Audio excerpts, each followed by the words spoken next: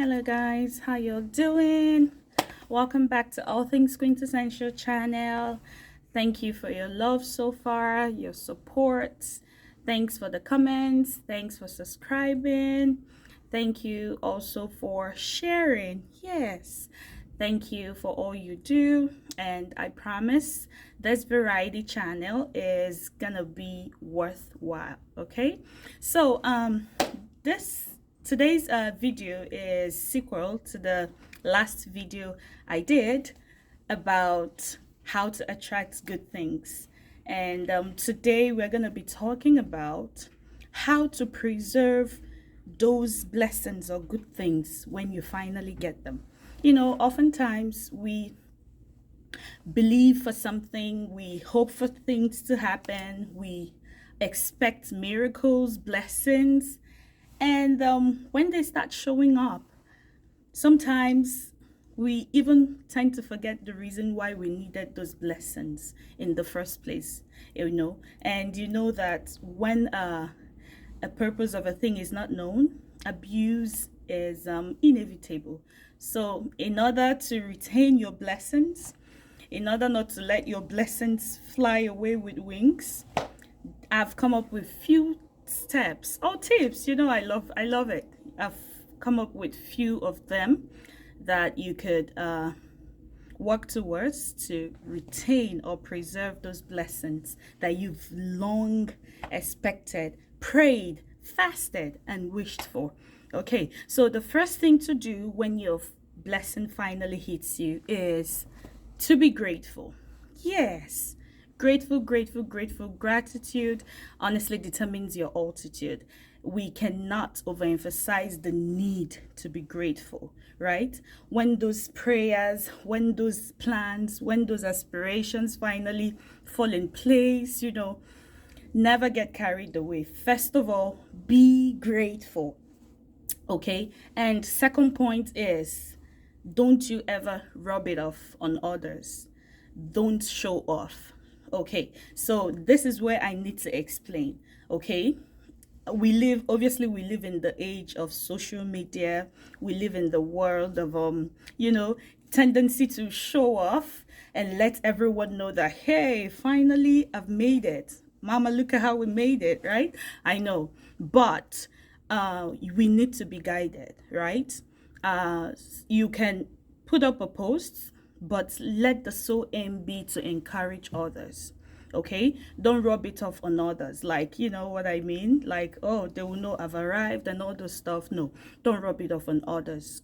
It's just grace that has brought you this far, right? It's the grace of God. The people you're trying to rub it off on, they may have even put more energy, more more goals, more sweat and blood in it, but the grace of God was what made yours outstanding, and that was what made yours work. So don't rub it off on others. Don't make others feel useless. No, don't do that. Now the third point is, look for ways to spread it out. Okay, a candle loses nothing in lighting others, right? As much as you can, try to encourage others.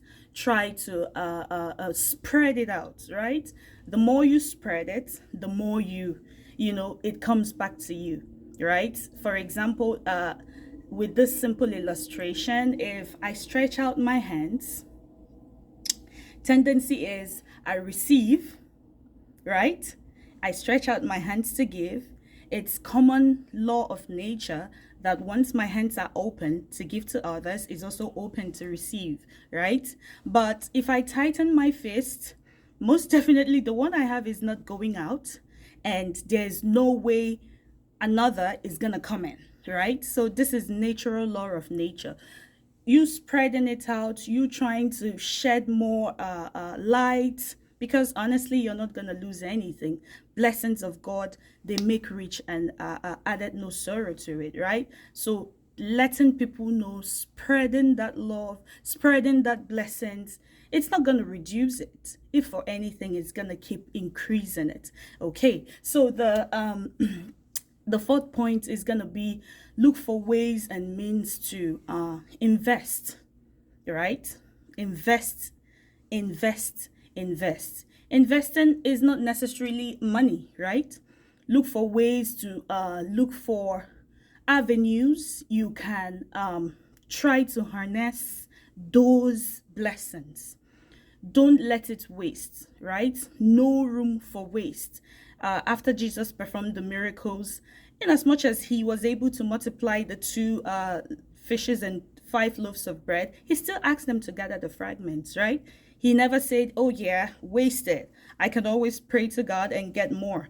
He said, gather it up. So look for ways you can harness that blessings. Okay, look for avenues. If it's finances, look for ways you could invest it so it will keep yielding, right? So it would keep yielding. That's most times the distinction between the rich and the poor, right? The rich will always look for ways to reinvest the money. If it is money though, they will look for ways to just keep building capacity, right? So that it doesn't diminish, right? But most times the poor, they get carried away. Hey, the money is here. I can do this. I can party around. I can shop. And before you know it, because there is no sort of investment that is yielding that return, once it finishes, everything is like poof, it becomes once upon a time. And we don't want that to be the case, right? Now, the fifth point would be, don't you ever forget the source of that blessing. Don't you do that. Okay, if you were believing God for a good home like marriage, if you're believing God for finances, if you're believing God for career advancement, don't just forget all about him once he starts blessing you. Okay, this also has to do with being grateful, right? Remembering your source, right? Remembering where you're coming from, right? That goes a long way to, it helps you a lot in life. Remembering where you're coming from, remembering your source, remembering your friends who were there with you through thick and thin, remembering those that were very instrumental to whatever you've become in life. It goes a long way. It goes a long way. Okay, so it's something, if you were believing God for a child, if you were believing God for a spouse or job, I don't know, whatever, don't just immediately he answers your prayers, you're off the roof, you're like, oh, thank you, no, don't do that. Always, always, always, always connect to your source for consistency. Okay, and then the what's that, the sixth one is be disciplined. Okay, be disciplined. What actually were you what was in your mind when you were asking for those blessings? What were you trying to get? What were you trying to achieve? Were you trying to impact people's life? Were you trying to get advanced?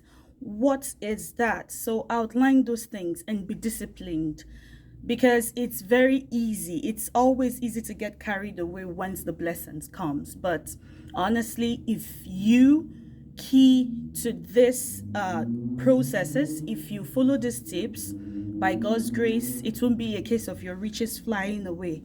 Okay, your riches will be laid up for generations. The blessings you have will be there, because if it is God given, most effectively, it adds no sorrow to it, right? So, and the last but not the least is, don't forget the whole process.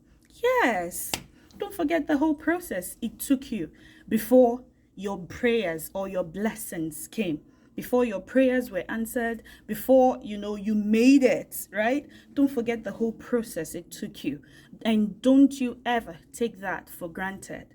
If you put all these things in place, number one, be grateful. Number two, don't rub it off on others. Number three, look for ways and means to harness the blessings. Number four, what's that again? Number four, share it, spread the love. Don't hold it too tight to yourself. Number six, remember your source, because if you know your source, you will never run out of your blessings, right? And number seven, which is the last but not the least, remember the whole process it took you to get to where you are. God bless you all. I love you. Bye.